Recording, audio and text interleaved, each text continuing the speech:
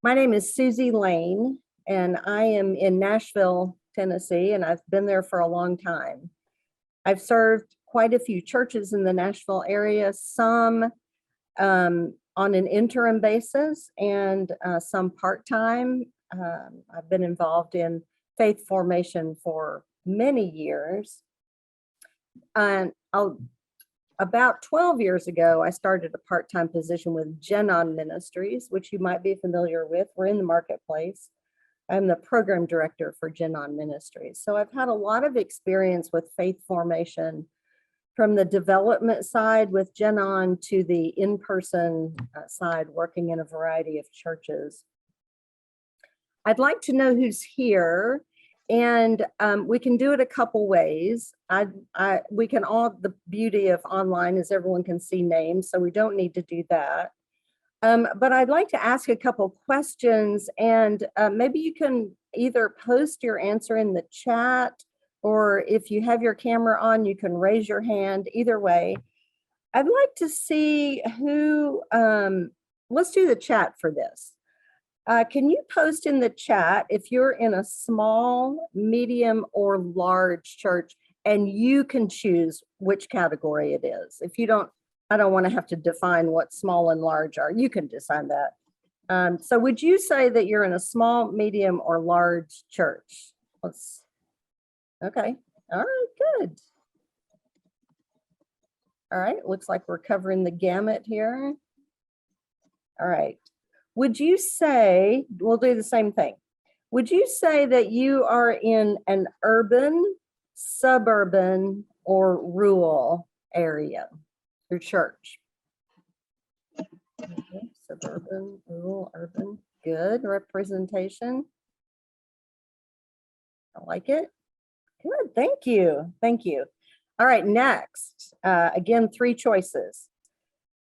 Would you say that you are a new educator, a somewhat experienced educator, or an educator with lots of experience? So a new educator, somewhat experienced in the church, or with lots of experience. Somewhat.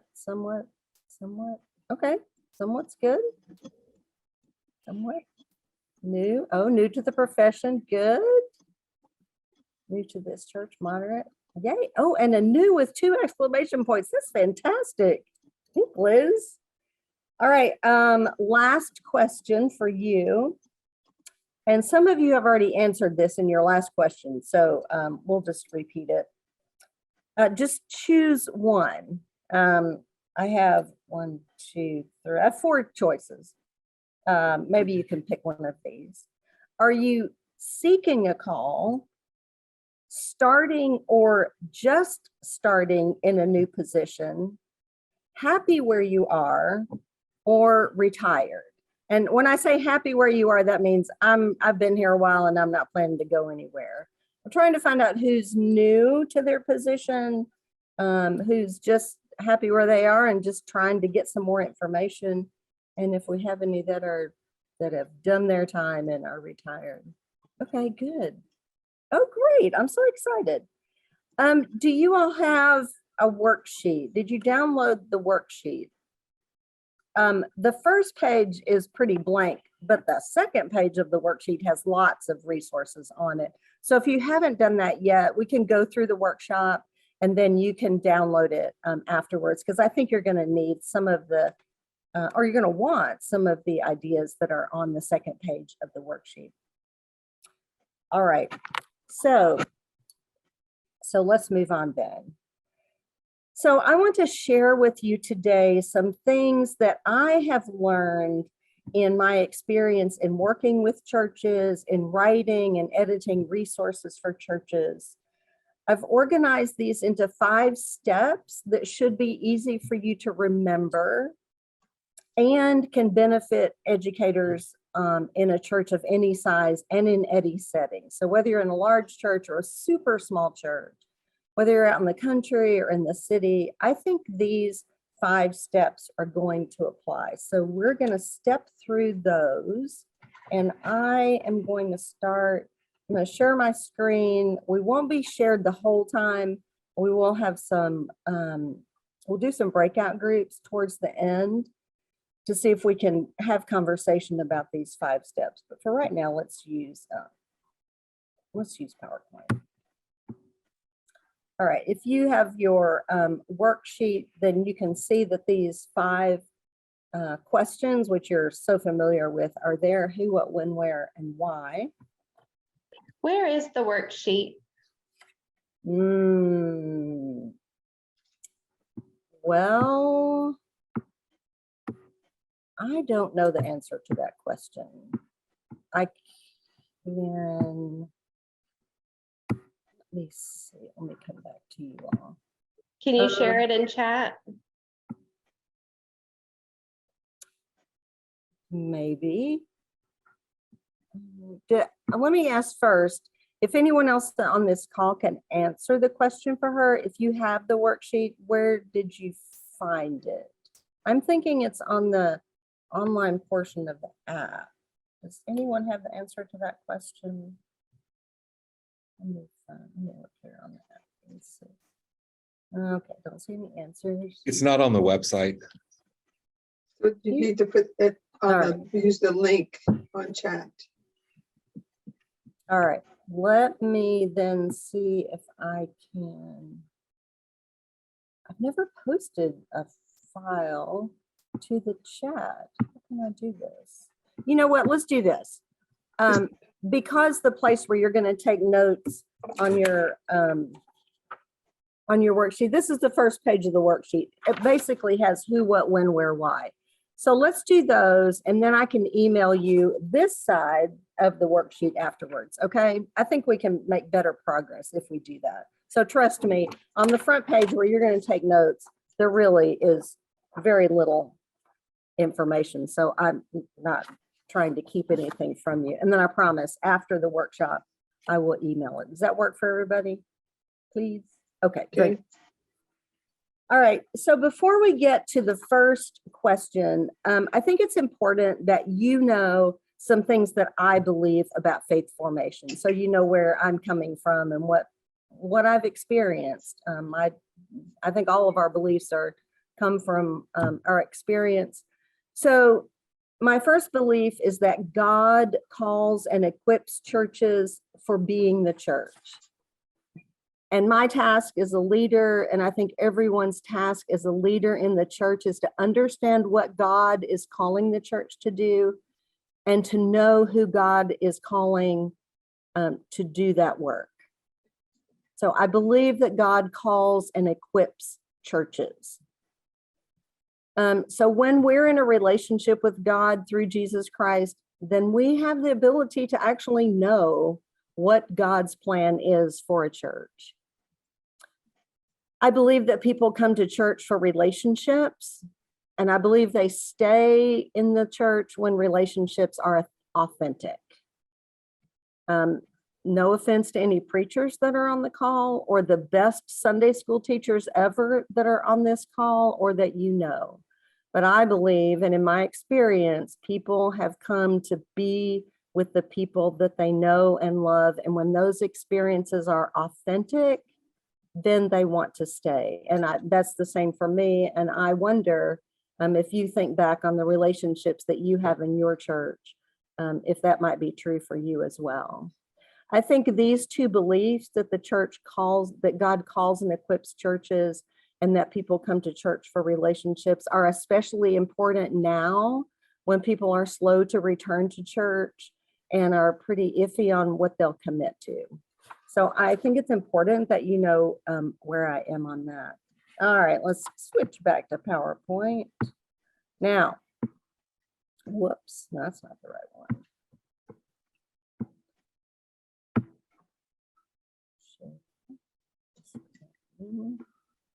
Right there.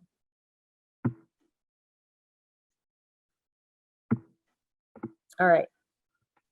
You might be hoping that we would jump into who, what, when, and where of what you're doing, but we really must start with why. So step one is to focus on the why. Only when we know and understand why we're doing what we're doing can then we can look at everything else. So now we're going to spend a little bit of time thinking about that. And this is going to be different for each of you.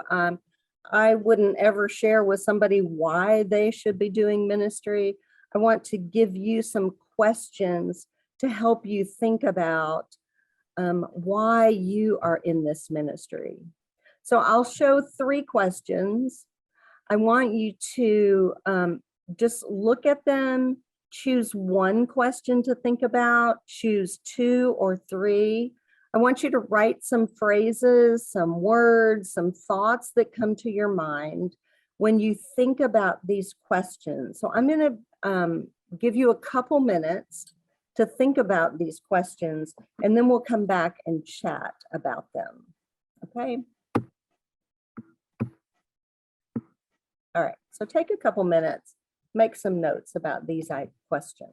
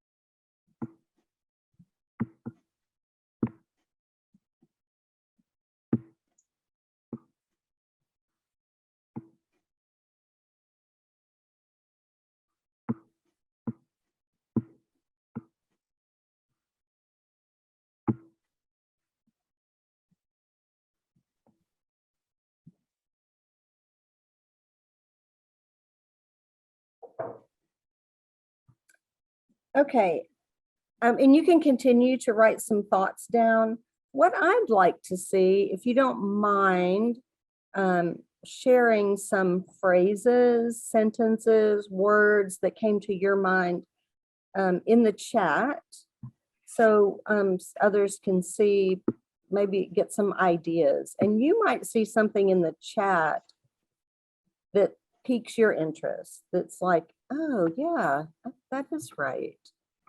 So let's post in the chat some thoughts that you had to the questions that you can see.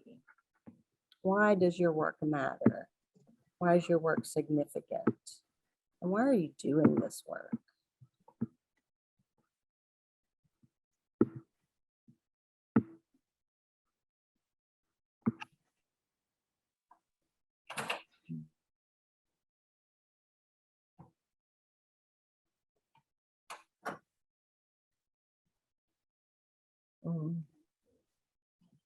Answering a call, role model, walk the talk, reach others. The world has much violence and needs to develop. Oops. I'm helping to reach more people with God's word. Hope in life, spiritual foundations, good language, people. Youth and children need to know non-family members care about them too. Yes, that's true. Future. Life skills. Actually, if you say it's not a great answer, but God put me in this job, I feel like He opened these doors. It's an excellent answer.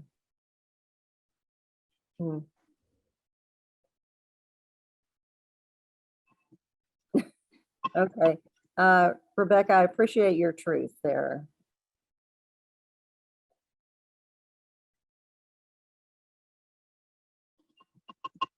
If you see phrases in there, and you can scroll up and down through your chat, if you see phrases that you want to add to the notes that you made, please do.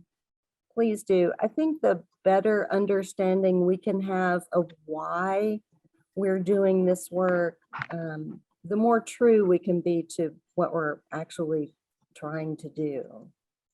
So scroll through there, or if you want to continue to think on your own about some of the answers, some thoughts that you have.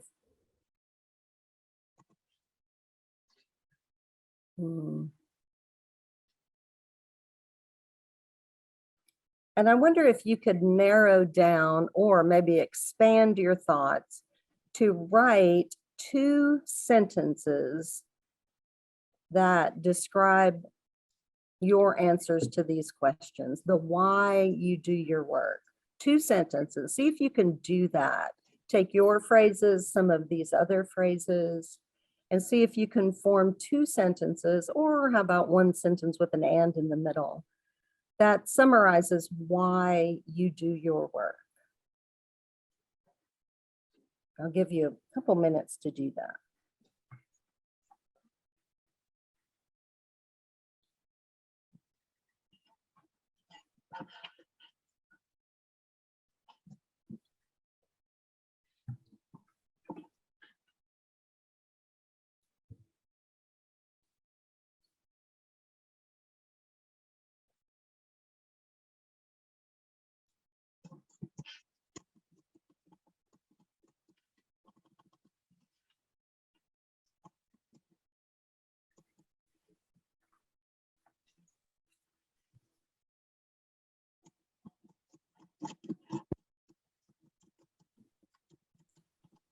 I'll invite you to keep working on that as you want to.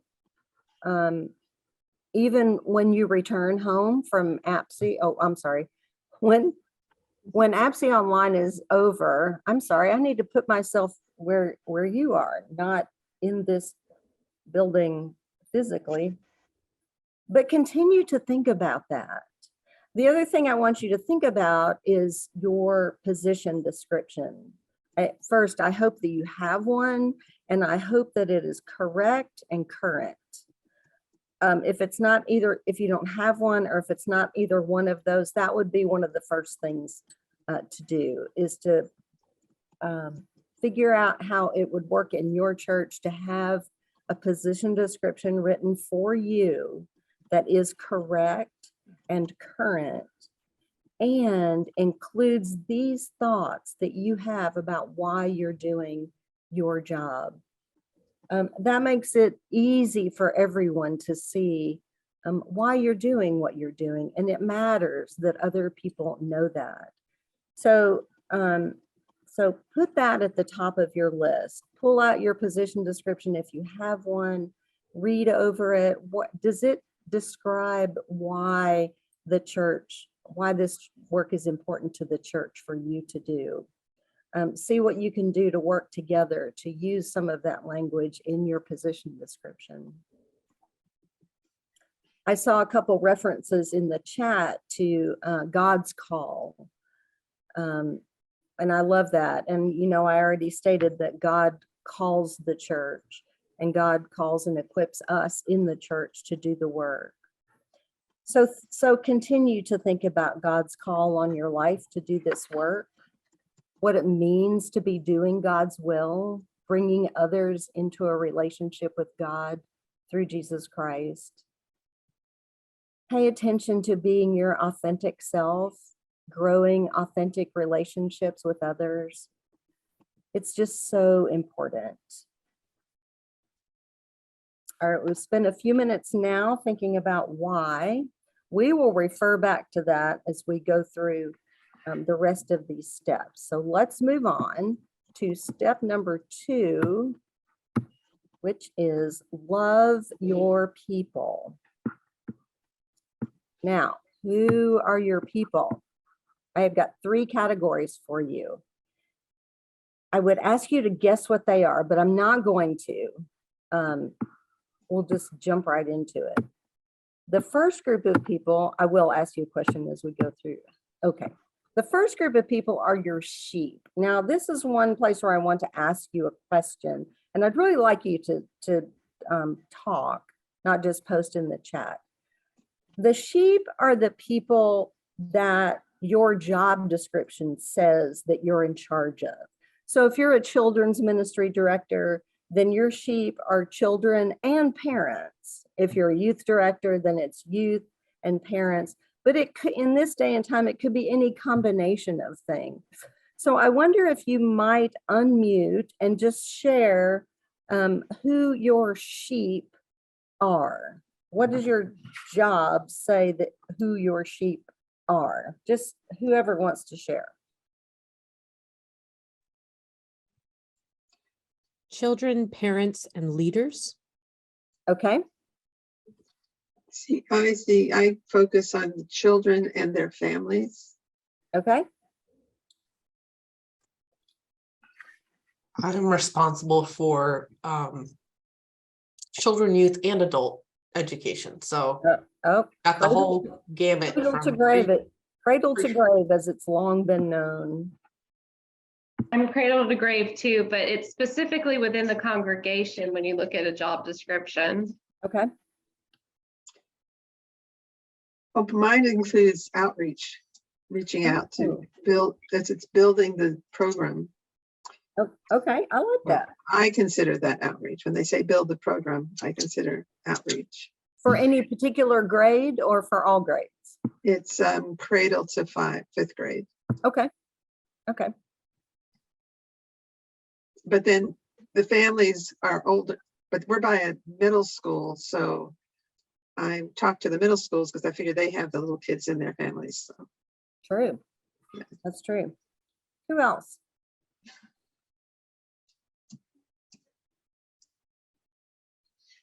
Children and parents, mostly families. Okay. Okay, I think among those of you who have shared, we've covered all of the ages, haven't we? So that's your first group of people. I think I said before, there are 3 groups of people. So the sheep are the people whom your position is responsible for. And like you just shared, they can cover the gamut of ages. All right, your second group of people, and some of you have alluded to this, is the shepherds. I want you to think of the shepherds as the people you lead so that they can lead others. These are your main people. You'll want to grow in relationship with them more than any other group. You'll get to learn their talents and their gifts. You'll know what they're really good at and what they might need some help with. These are your Sunday school teachers, your youth group leaders, any of those volunteers that lead the groups of sheep. Now, in a minute, I'm going to say something about people who might not have any shepherds, but hold off on that for just a minute. Right now, I want to talk a little bit about how we care for our shepherds. We care for shepherds by empowering and equipping them. We equip shepherds by giving them the resources that they need, the tools, if it's children, the scissors, the construction paper, the crayons, the markers, the curriculum, any resources that a group of people might lead. Maybe if your shepherds are volunteer youth leaders, you might brainstorm with them games to play or how to do, no, I'm saving that one, or resources of Bible studies that they can use. Any of those hands-on tools that our volunteers need. That's how we equip them, is providing those things for them when they need them, being available so that they can ask us, they can come to us and say, hey, next Sunday I'm going to do this and this, but I don't know where this is. And then we can go, yeah, I don't know where it is either, but I'm the one to find it for you, and I'll find it and get it for you. Equipping is tools, hands-on materials. We also empower shepherds. We help them to do what they do better.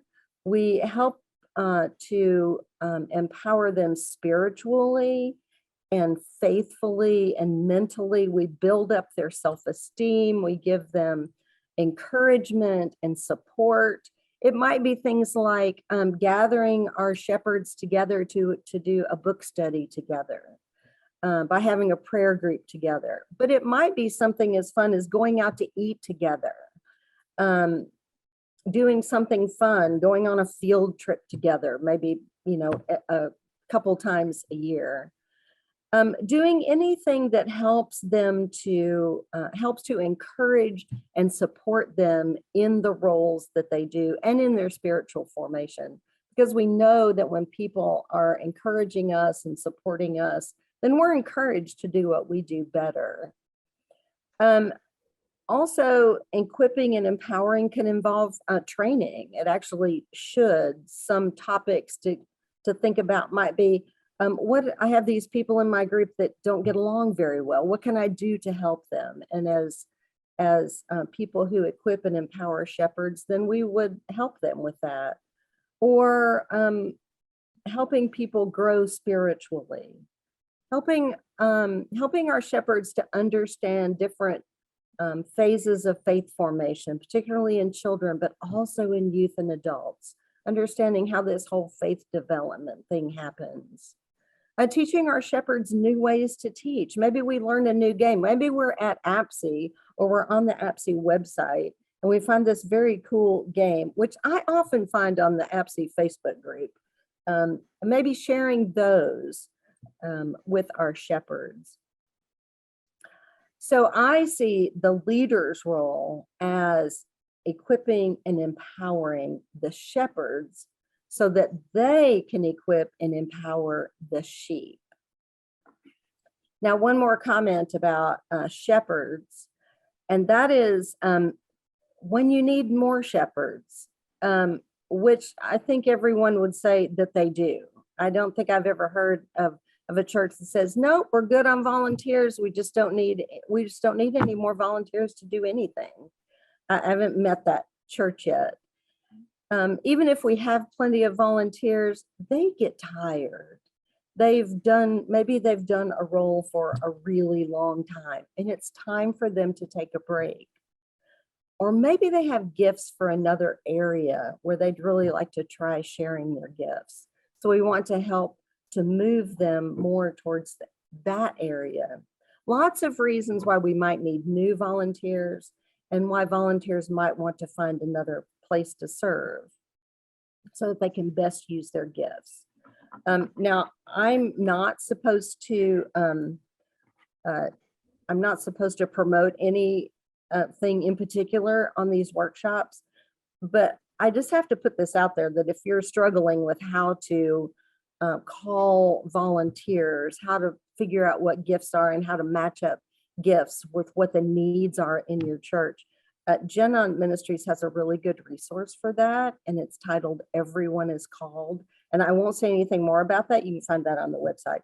And when I email you, you can email me back if you want to know more information. But I find that that's often the place that people struggle, is they just don't know how to do it. It seems like a mighty big task to do, but know that you're not alone in that, and there is help available. Now, what if you don't have any shepherds? I think we're in a time when churches want to hire people who will just do the work. You teach our children, you lead our youth, you get in there and get your hands on and you just do it. We'll pay you to do it. At the same time, I believe that as leaders in the church, we're called to bring other people into leadership. So I would invite you to just consider that. And maybe if you are in a position where you are the faith formation teacher, you are the one who leads the children, goes on field trips with them, leads them in worship. If you're the one that is the hands-on person rather than your shepherds, give some thought to how you might include shepherds so that you can lead them and they can lead the sheep. That way, more relationships are formed, more authentic relationships are formed, which, you know, I think is why people are in the church. Let's move on to the third group. I'm going to ask for questions in just a minute, but let me move on to the third group, which has to do with you.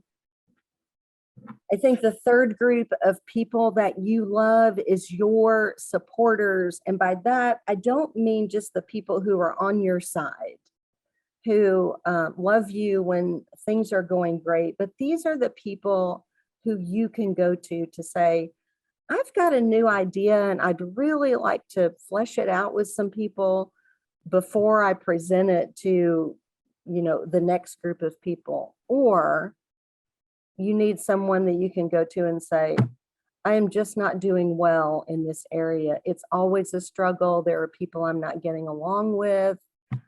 Can I talk with you about it? I really want to encourage all of you to find those people in your church. I think it's important that these relationships be intentional. You go to these people and ask if they will serve in that role for you. And maybe monthly you gather with them to, you know, to just share what's going on. It gets hard. This work gets hard. And especially when you don't have enough volunteers to do your work, you need these people surrounding you that can support you and lift you up and tell you when maybe something that's going in one direction might change to go in a different direction. When I email you the worksheet, you'll see 2 categories of ways to connect with these people outside of your church people. You'll see listings for your APCE regional group and their Facebook group and a couple other Facebook groups where there are good places to ask questions about your work and what you're trying to do. I also have included some ideas for ways to sustain your energy, and your supporters can help you with this. They can make sure that you take your time off, that when you have a day off, it's a day off, that you make time to rest. Mental health experts say we need to go to bed at the same time and get up at the same time for good mental health. You might join a Bible study outside of your church, something that you're doing for yourself. And then you also might look at the opportunities that you have inside and outside your church to say no, which is something that we don't often feel like we can say, but we can. So I want to ask for questions, but I also want to ask you this question, and we can do both things. What does this, all these people and loving all these people, loving your sheep, loving your shepherds, loving your supporters, how's all this connected to the why, the notes that you made about why you do your position? I'd like for you to share some things with me about that. At the same time, I want to answer questions that you have about this step and loving your people. So what would you like to share?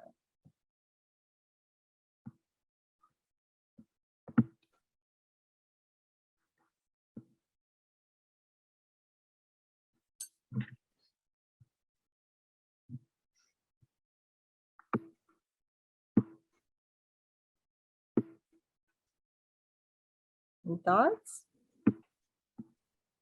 Yeah, I put this in the chat, but my last Okay. session had the great suggestion of birthday cards.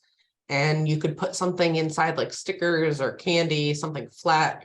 And I was just like, oh, why didn't I think of that? It's so simple and straightforward. Yep, it's a great way of empowering your leaders. A simple, just takes a couple minutes, but yeah, really good idea. I'm glad you got that in the last session. Kathy. One of the things I had said in the first segment, in the first question, was to remind the children that they are all loved where they are. And I realize it's very important when I'm working with our Sunday school teachers to remind them that they are also loved where they are. I know sometimes I've had teachers say, oh, I don't feel I know enough to be teaching, but I mean, when I started, I knew nothing of Sunday school, knew nothing of teaching, and I grew with the children, and I remind them of that God loves you right where you are, and God will be with you as you work with your children. Thank you. Thank you. Other thoughts either about how loving your people connects to why you're doing ministry, or questions for me about loving your people?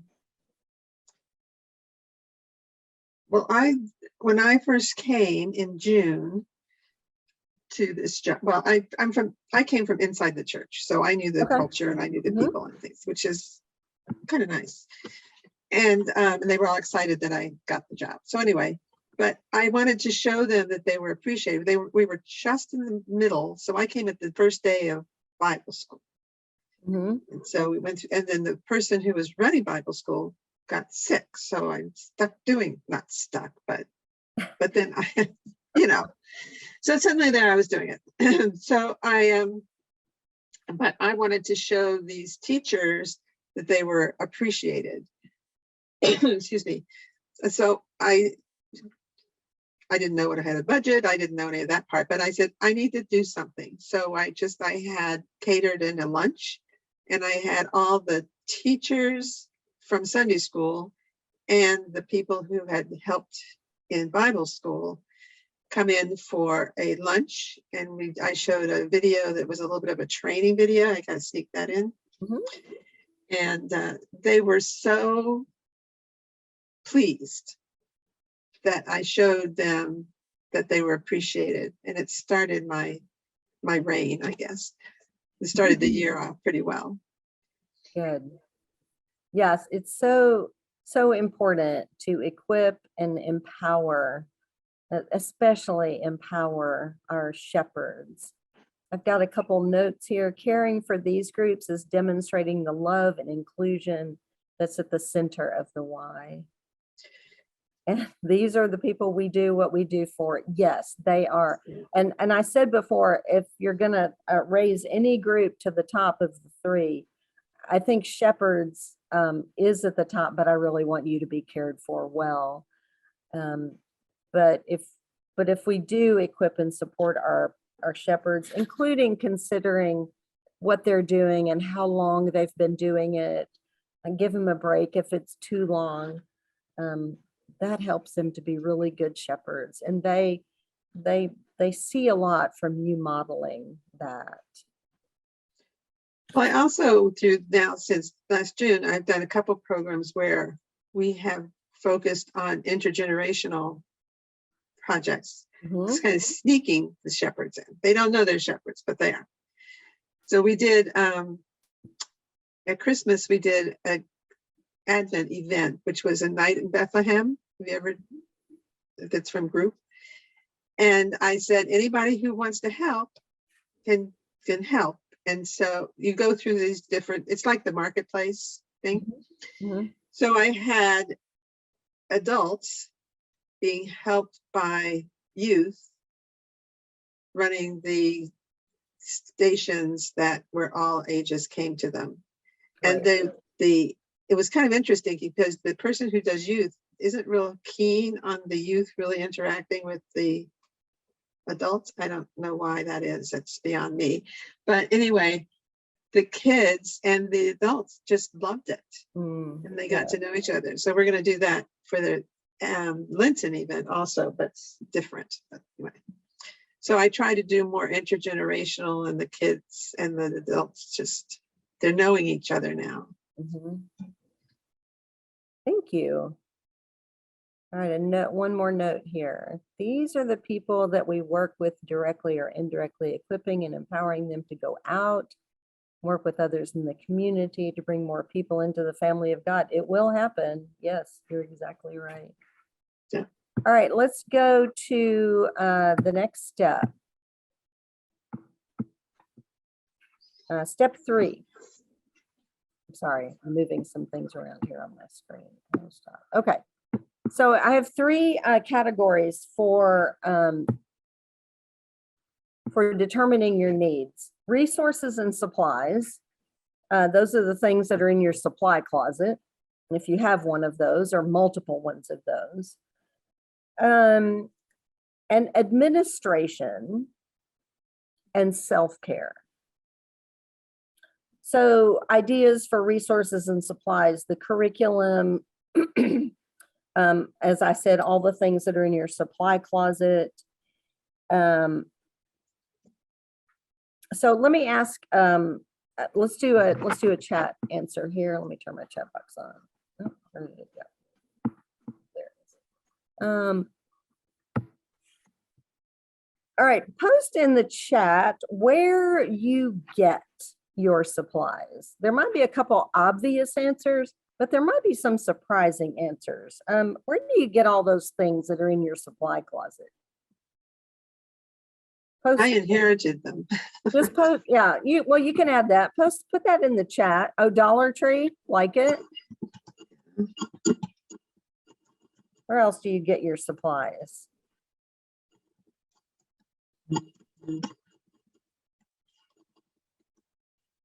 Amazon, inherited them, PCO State, Target. Don't you love Target? Amazon, Sam's, good, Oriental Trading. Yep, all good, all good.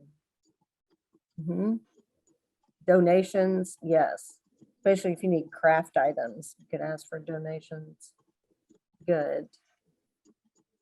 Amazon, I wonder if anyone uses Amazon wish lists.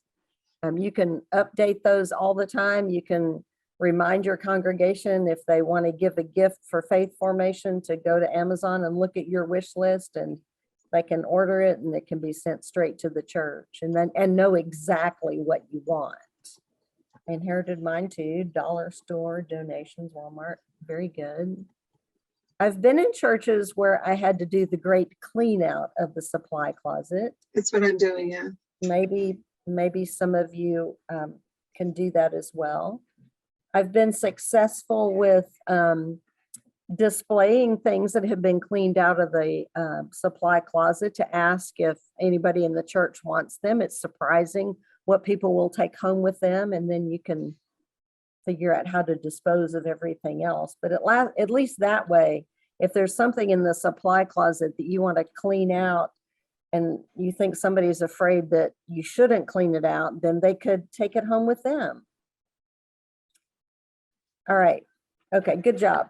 Let's talk about administration. I'm going to bring the chat up too for that. When I think about administration, on the top of my list, and it really must be on the top of your list, is a safety plan and policies. It's not a question anymore of whether we do that or not. We absolutely have to do that. So if that is not at the top of your administration, please put it there. There are organizations that can help you with that can do training for you. There are videos online where you can do training. There are templates of covenants that you can create for people to sign. There are a variety of ways to do that. Please, if that's not on the top of your list, please move it to the top. Other things that are on the administration list is emergency policies and plans, sadly. If something frightening happened in your church, would everybody know what to do? Would those people who are in faith formation know what to do, where to go, who to call? Pay attention to those. Work with people, work with leaders in your church to establish those emergency policies and plans. Some churches are still keeping attendance, others are not. I'm not big on attendance, and I think any more attendance is not regular, but if you need to, that's fine. And I know the form comes out from the denomination every year where you have to, show how many people are in faith formation.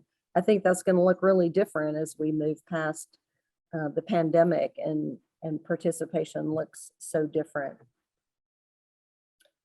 Another important piece of administration for me, especially when I've been working with children and youth, is a roster with all of their contact information, their grade, their age, so that when the new fall starts, you can easily move kids up into the next grade. You know where everybody is.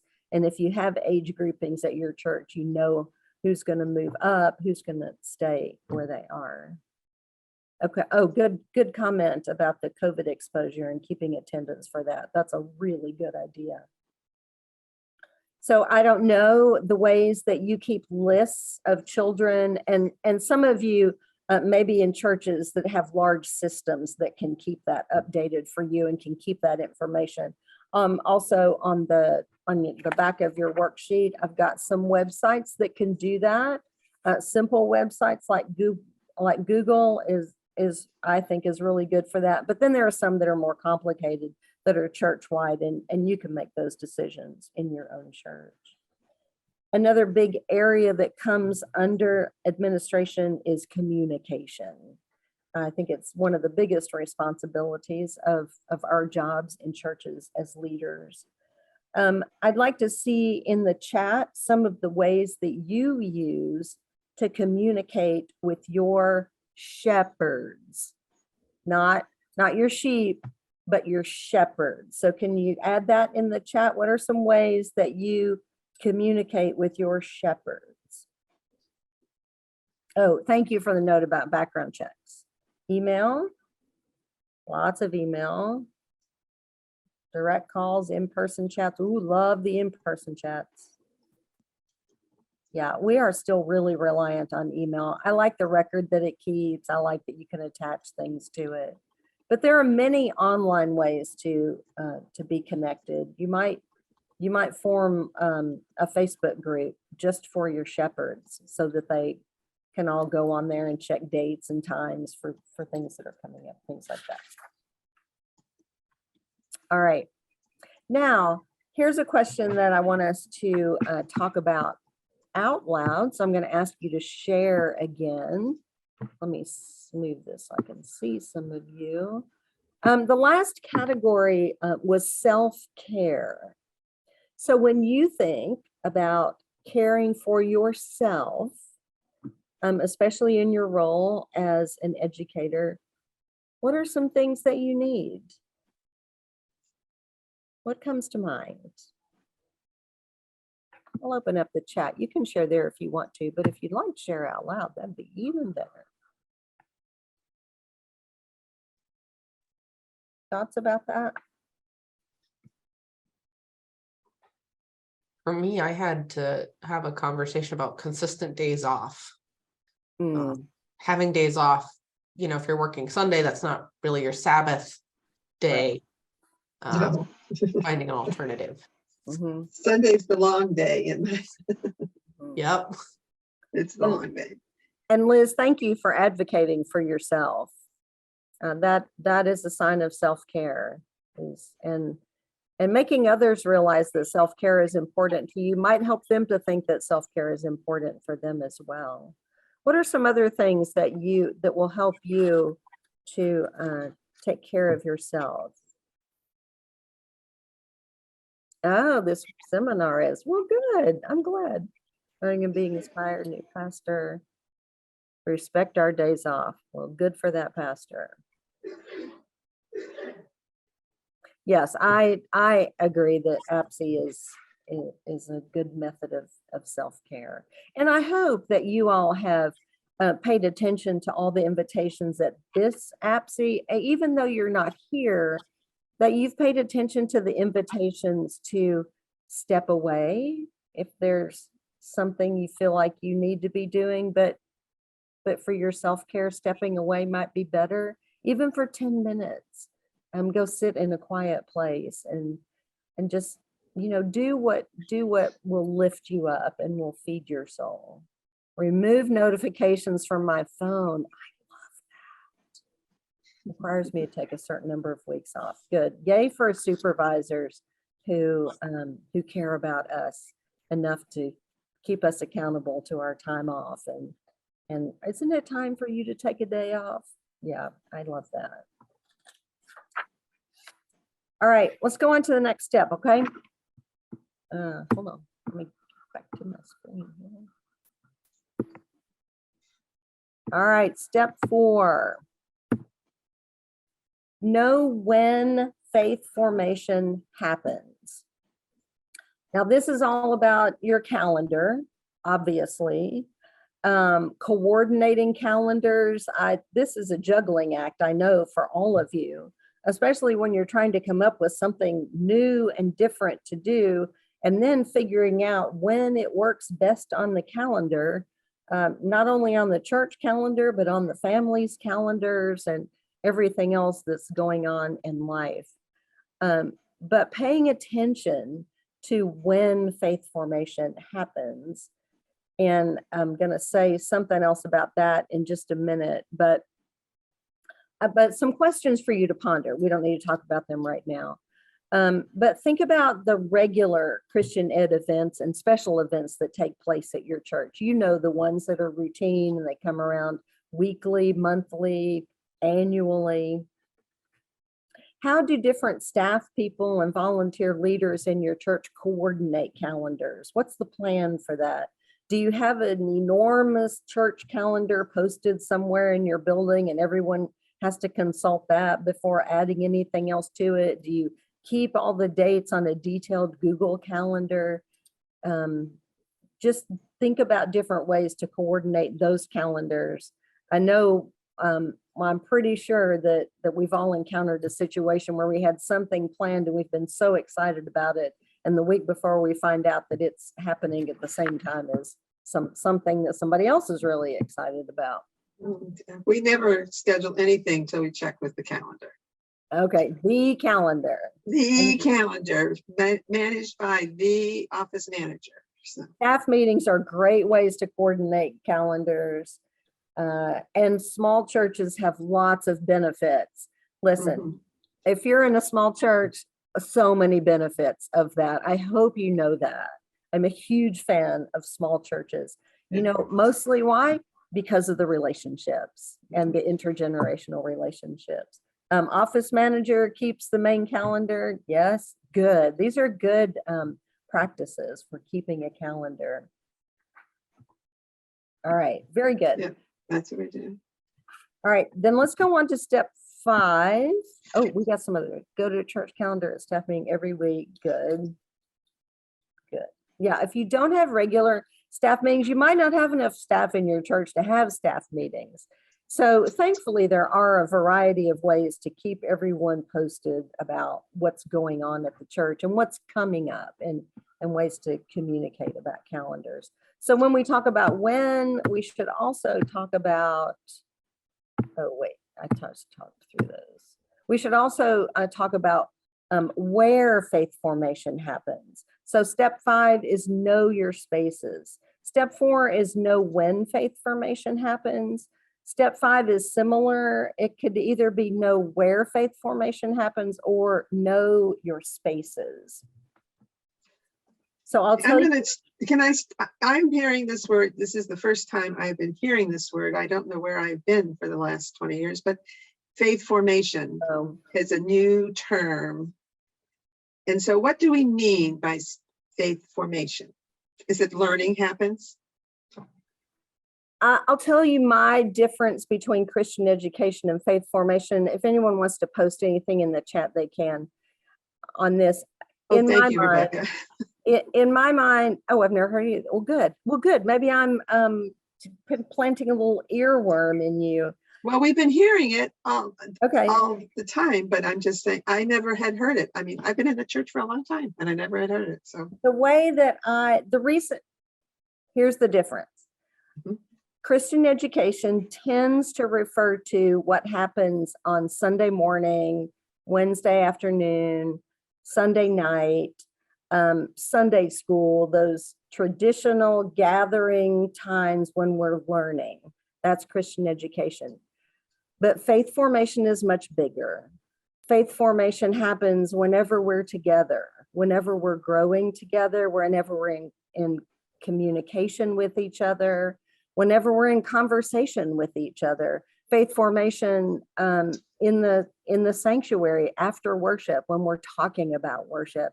There are a multitude of opportunities for faith formation that help us to grow in our faith, where we might think that Christian education is limited and where many families might not participate because we just don't have time for Christian education.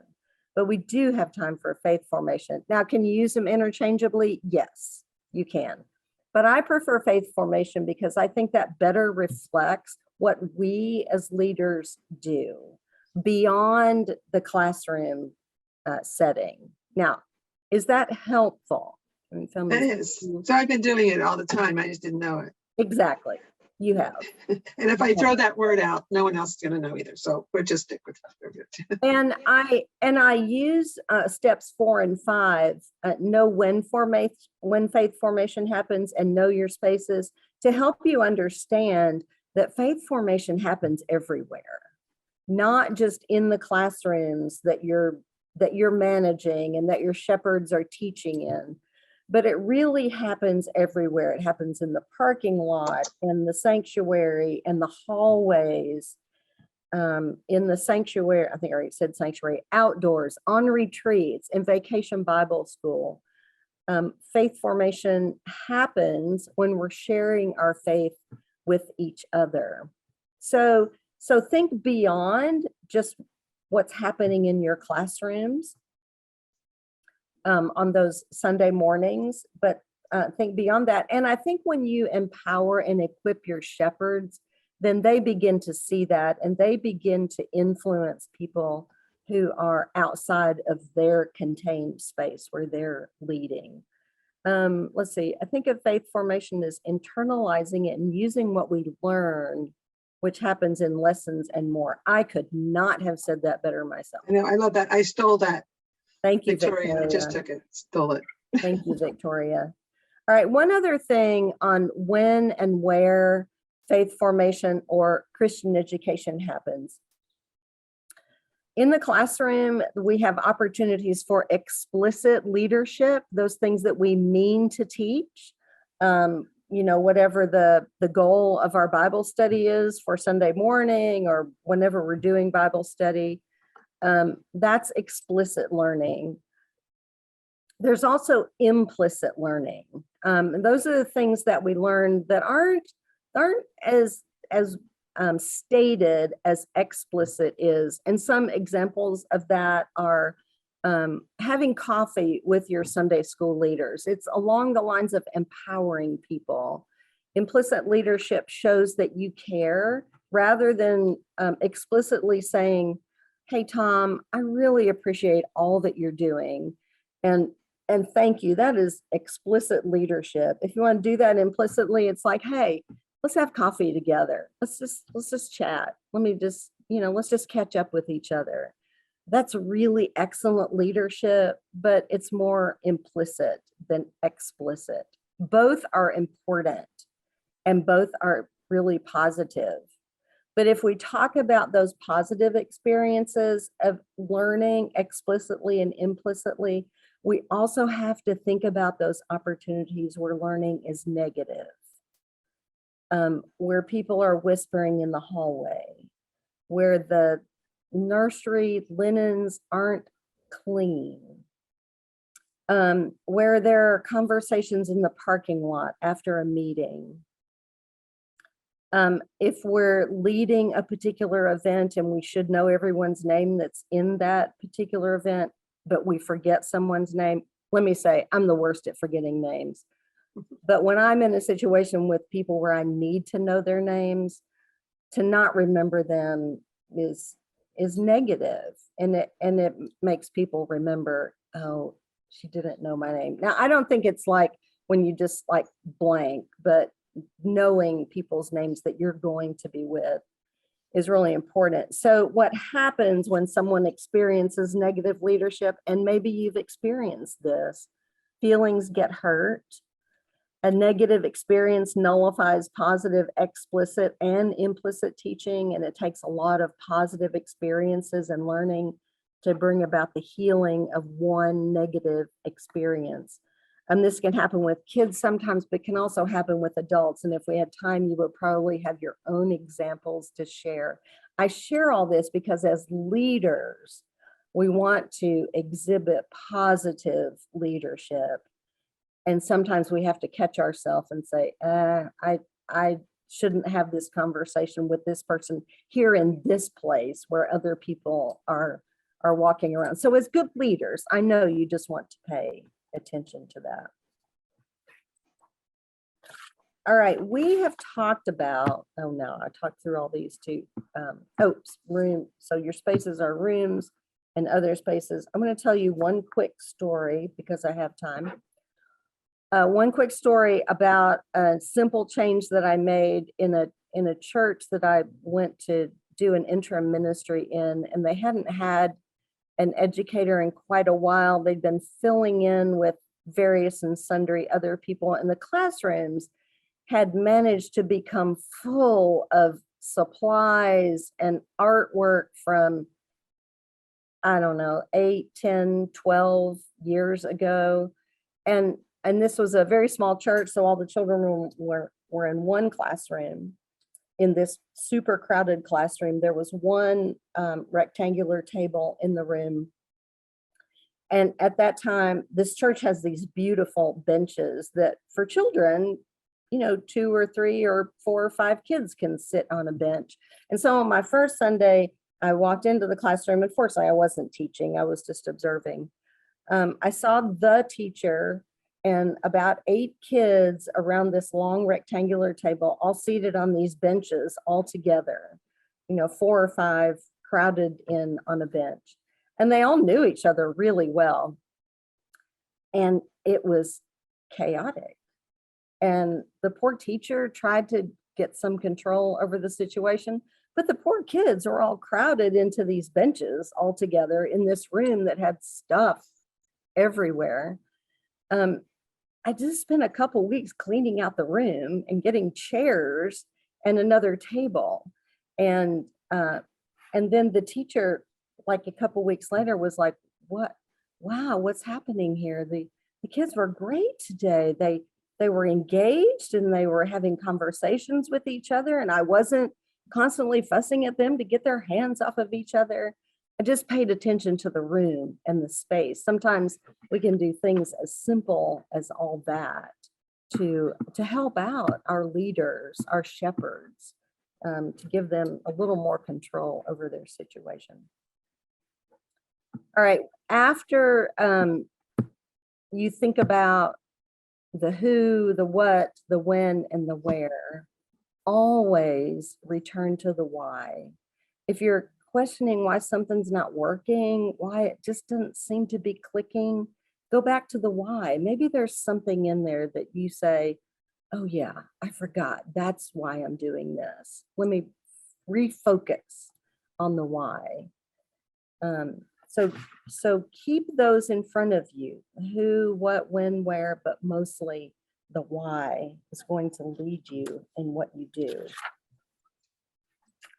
All right, it's time for me to hear from some of you. And oops, what did I do? All right, so I have some situations for us to think about. I'm going to leave these up here. Let me see, how do I want to do this? All right, here's what I'm going to do. I'm going to put these in the chat. I'm going, uh-oh, what happened? Uh-oh, go back. There we go. I'm going to, I think I'm up.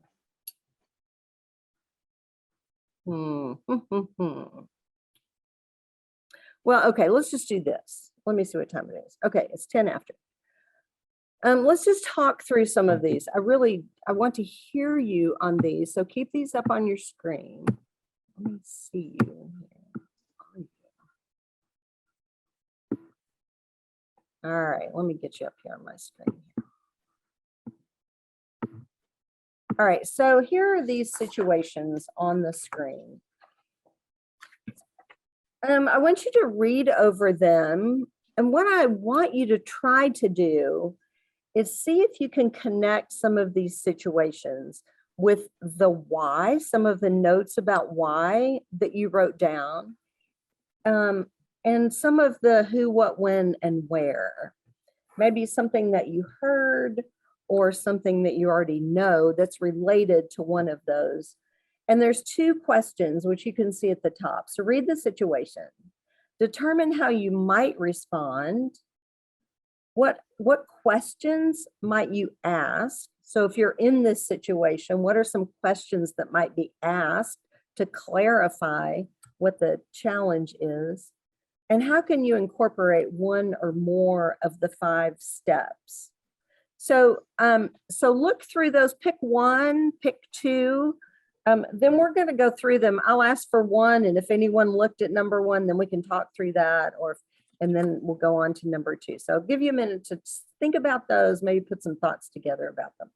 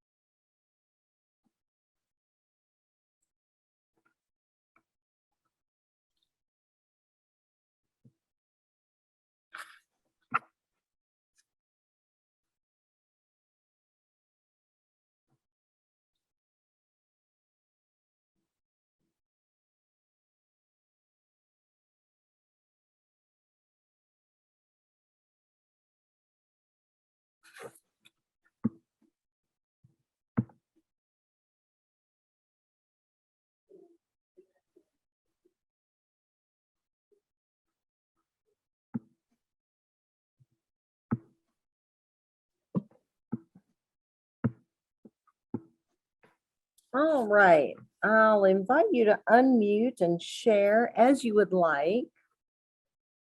So our first situation is the pastor tells you, well, let's assume you're not the pastor.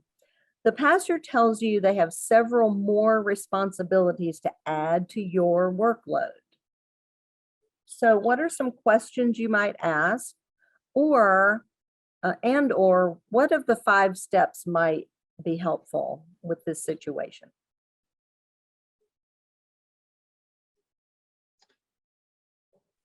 This actually is something that sort of happened to me recently. It Ah, wasn't the pastor, but I was asked to take on a lot more responsibility and do a lot more than I was doing. My first step was, let me work up a proposal for you for how that's going to work. I like it. And I had to ask for more hours in order, because I'm only part-time, but I had to ask for more hours in order to take on what they wanted me to do. Good.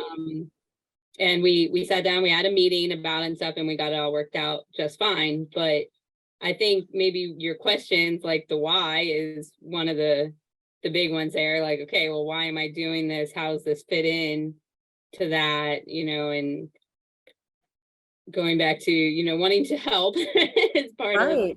what I was asked to do. Helping out, actually, because currently I'm children's ministry leader, and we have an interim DCE, and he's kind of new to the whole thing altogether. He's not trained in Christian ed and all that stuff. So I was kind of asked just to help him out. He's overwhelmed and take on a lot more responsibilities than just doing children, basically, and step up to basically kind of be an assistant DC in a way, but without the title. I didn't get a title change out of it. Right. But doing a lot more than just children, which is what my job description is. Okay. So. Okay, good.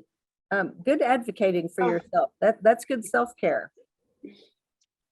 As it relates to the steps, I would ask, I guess, the pastor and myself, for self-care, what supports are in place for me to accomplish, what you're asking of me, and also resources. Is this feasible? Is what you're suggesting a good direction to go in? Because a lot of times, things get thrown at us, and other people think their ideas are great, and you being in the position might know better.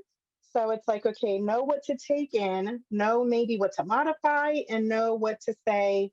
I like earlier you said something to the effect of being able to say no, but feeling empowered to say no to certain things. Mhm. Not that you want to say no to your pastor, but maybe knowing what is good for Yeah. the greater good of the ministry that you're over, and saying, you know, I hear you, but, and Mhm. then maybe we can work together to modify what you're introducing to me. But ultimately, going with the steps that you talked about, the supports are the supports in place to make this happen for myself and for the overall execution of what's being asked. And then are the resources there to meet it and to make sure you're not draining yourself with more work, more hours without proper compensation too. That's another factor. Very good. Thank you. Thank You're you. All right. Let's move to number 2. I know you have more thoughts about number 1. Let's move to number 2. Several key church leaders, you know who those people are. Several key church leaders don't like the format of children's Sunday school and want it to be changed. So what questions might you ask to clarify that situation? And what of the 5 steps are going to be helpful? Well, I think you need to start with asking them why and what they Mhm. have in mind and why do they think that would be better. And then you would have to respond to those. Have they really sat in the classroom? But, you know, Mhm. so we Okay. kind of have that a little bit. We're growing and we're running out of room, sort of. And so I had to move. We're in a 1-room class for all ages. Well, for preschool to 5th grade. And it's working great, I think, because we're putting blankets on the floor of about 4 people in crews, and it's working pretty well instead of smashing them all back in a room where they are crowded. That's how we started. So anyway, and then I have one person who said, well, let's just see how many people we have and change. I said, we need to have consistency. They have to have a routine. We can't just, oh, how many do we have? So this routine and then this routine. So it's been a little challenging to justify or explain why what we're doing is probably the best we can do with the resources or the space we have. Mhm. Okay. Thank you. Mhm. I think this is a good time to lean on your supporters to, talk through it with them. If you have a Christian ed or a faith formation committee, to bring them into the conversation, those other people that are able to support you in your ideas.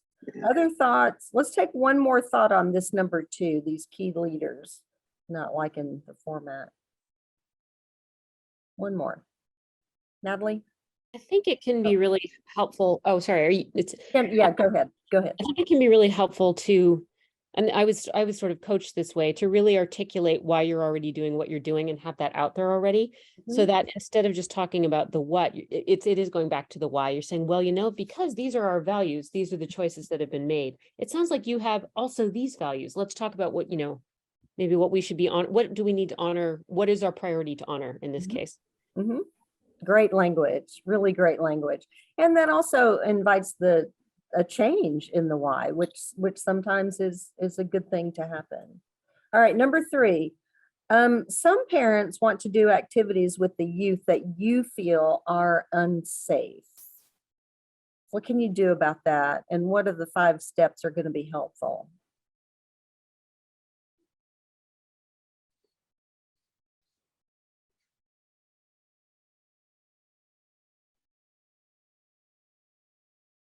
Liz, I see you unmuted. Yeah, Want to I talk? guess for me, that's where being really confident and being able to stand kind of firm and say, I'm the person that this is going to come back on if something were to happen, and to outline the safety concerns that you see, and say, hey, I understand that this is a really fun idea.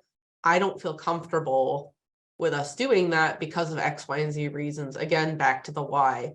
And maybe offering alternatives, like if the activity could be modified in some way, or suggest, we could do something with an instructor. Like, we can't go bungee jumping by ourselves, but we could go with an instructor, or we could do some other high energy activity to kind of like make up for it. Yes, I really love the language that you all have. I think you're all over this. I'm not sure why you need me. But anyway, your language is really good. All right, I'm going to, let's move on to number 4. No, 1, 2, 3, 4, because this probably happens with you. Families attend faith formation, Christian education events a couple times and then don't come back. Thoughts?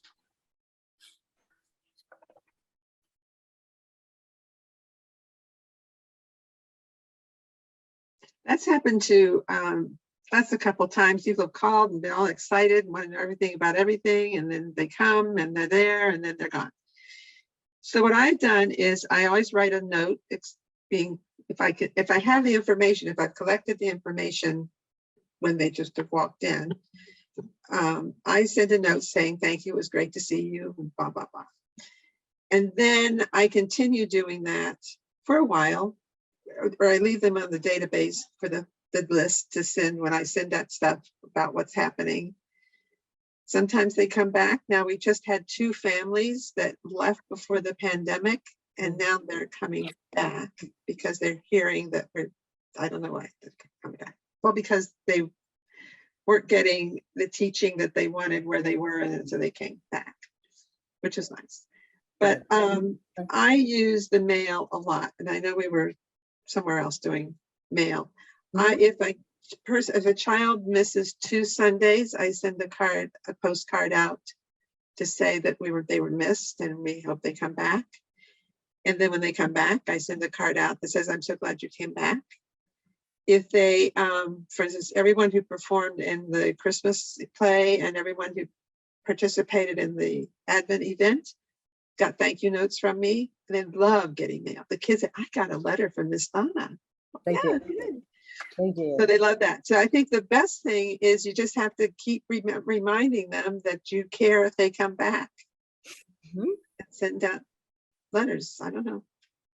Other But it's thoughts worked a little bit. Other thoughts on that one? I feel like you're experiencing it. Robert, share, please. Donna, thank you so much. I really like your card for everything idea. That's really great. We do, as a staff member, I reach out to either any visitors or first time people or just sort of periphery engaged people. And then we usually assign someone who's active in the group or ministry or program to do a follow-up, and not just, this is very 1950s. And when you work with 20-year-olds, they think you're just like insane for asking this.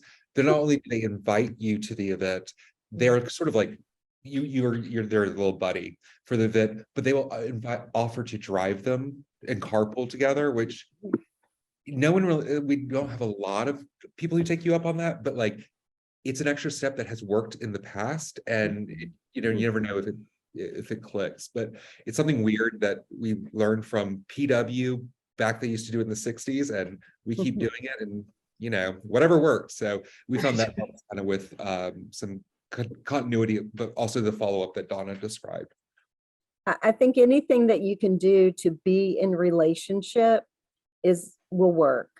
It might not work for everyone every time, but people come to church for relationships, and they stay for the authentic relationship. So if it's a card, if it's a phone call, if it's a ride, it's just somebody reaching out to somebody else and saying, hey, I care about you, and I care that you're here. All right, our last one is, maybe you've experienced this. There might be some practical solutions here. You're receiving too many texts and emails asking about dates and times of the event. What time is that thing next Sunday again? I didn't see it anywhere. What do you do? Where does that fall in the 5 steps? Anybody?